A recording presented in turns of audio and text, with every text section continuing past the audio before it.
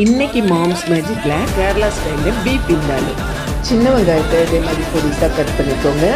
Mixie ஜாரில் வத்தல், இஞ்சி, பூண்டு, கடுகு, கிராம்பு, சின்ன ஜீரகம், ஏலக்காய், பட்டை, பெருஞ்சீரகத்தூள், வினிகர், தேங்காய் எண்ணெய் இவ்வளோத்தையும் சேர்த்து நல்லா நைஸாக அரைச்சிக்கிடுங்க.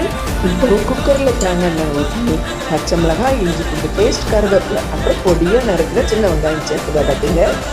வதங்கினதும் பீஃப் சேர்த்துக்கோங்க.